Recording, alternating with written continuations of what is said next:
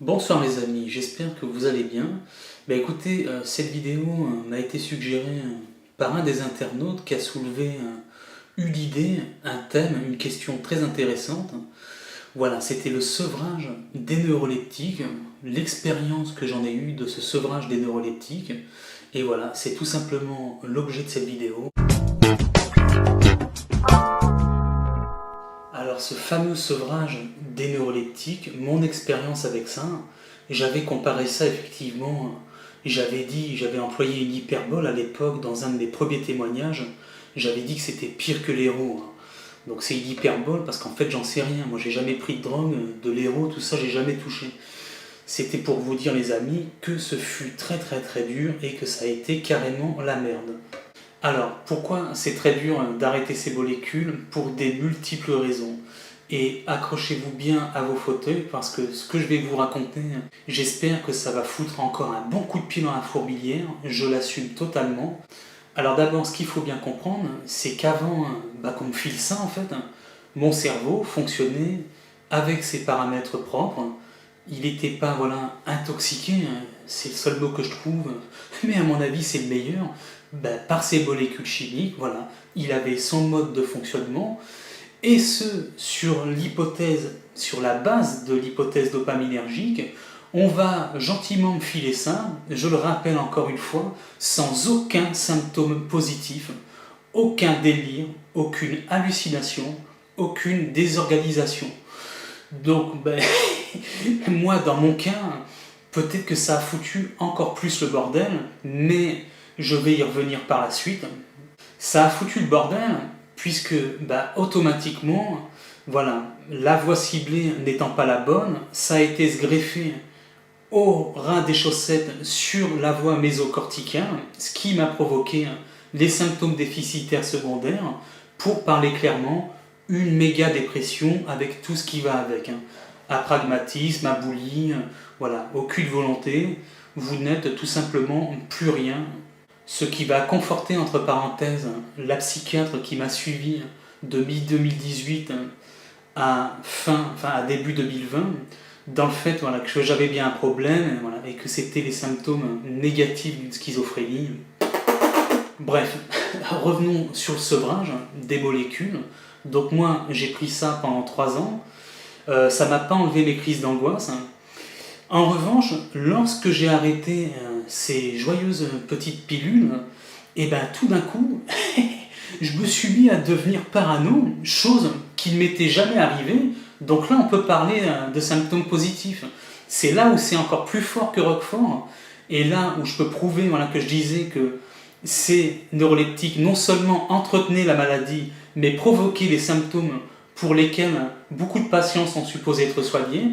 Ça m'a, pendant au moins peut-être 1 semaine et demie, 2 semaines, provoqué une paranoïa. Je sais pas, j'étais bizarre. Quand je sortais dans la rue, j'avais l'impression qu'il y avait un truc qui allait m'arriver, mais je savais pas quoi, il n'y avait pas vraiment d'objet. Et puis les crises d'angoisse, plus, qui étaient revenues plus belles. C'est-à-dire que, voilà ce qui se passe. À mon avis, votre dopamine est mise au ras des chaussettes, dans cette voie mésocorticale. Et puis, lorsque vous arrêtez les neuroleptiques, c'est comme s'il y avait une pression, et boum, la dopamine, elle va jaillir dans la voie mésolimbique, créer un déséquilibre conséquent, et ce qui va vous faire apparaître des symptômes positifs pour lesquels vous étiez supposé être soigné. Et alors pour moi, c'était vachement dur tout ça. En plus de la disquette qu'on m'avait mis, moi à l'époque, début 2020, lorsque j'avais arrêté ça, je croyais encore à la thèse de psychotique que j'ai démontée par A plus B. Donc je me suis dit, il y avait la peur par-dessus. Ils avaient raison, je vais me mettre à délirer, je vais me mettre à entendre des voix, à halluciner, à faire je sais pas quoi, à me prendre pour Tigrou ou pour Willy l'ourson, j'en sais rien en fait. On m'avait mis cette disquette-là, et là où je veux en venir, c'est lorsqu'on parle de rechute, en fait, on n'en sait rien, parce qu'il n'y a pas beaucoup de personnes comme moi qui ont arrêté les neuroleptiques, et on va leur dire que le risque, c'est qu'ils rechutent, Sauf qu'en fait, on n'en sait rien, il n'y a pas d'études dessus, puisqu'ils sont chronicisés à vie avec ces neuroleptiques. Donc les rechutes, on ne peut pas les prendre en compte et on ne peut pas les évaluer. De même, je réitère ce que j'ai dit pour avoir observé, pour avoir participé à de nombreuses plateformes, des groupes d'échange. J'ai échangé avec des patients psychotiques, chronicisés dans des protocoles de soins.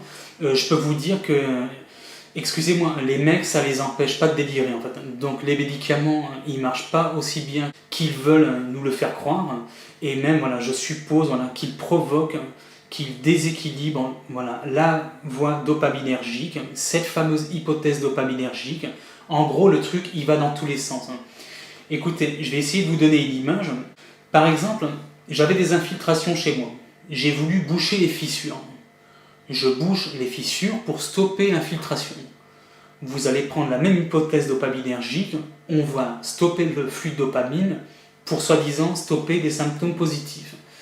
Ce qui se passe, moi, quand j'ai bouché les fissures de ma maison, ça n'empêche pas l'eau de se détourner, de rentrer par d'autres moyens et de pourrir partout ailleurs.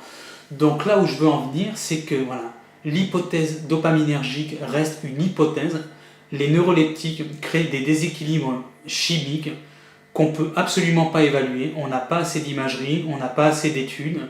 Et qui pour moi sont là uniquement pour sédater les gens, parce que la recherche, je continue de le dire, ne va pas assez vite, parce qu'on ne sait pas faire autre chose en France, et que c'est plus facile de sédater dans l'urgence des patients, pour les raisons que j'ai développées dans d'autres vidéos, que je mettrai à la fin, en description à la fin de cette vidéo.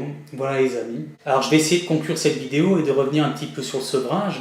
C'était super dur, j'ai dû mettre en place des multiples ficelles, en fait, plusieurs paramètres en même temps. J'ai agi sur plusieurs manettes en même temps pour me rétablir, pour évacuer le poison, à savoir l'alimentation, la détox, le sport à gogo, essayer de m'entourer d'amis bienveillants, autant que faire se peut, et puis les habits, la créativité, la musique, arrêter de croire la disquette de l'autorité médicale, ne pas non plus partir en guerre contre la médecine, c'est absolument pas mon cas. Il y a des gens qui m'ont sauvé la vie, des médecins qui m'ont grandement instruit.